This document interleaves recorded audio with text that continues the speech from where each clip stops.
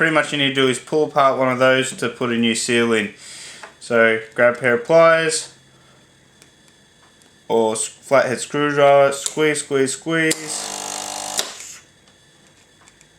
squeeze, squeeze, squeeze, squeeze, and it's out.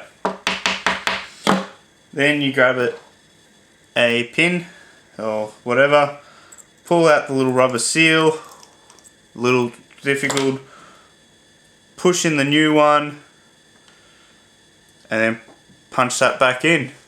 Now you might need to push down these to get it back in, but then you're done, saves you 20 bucks.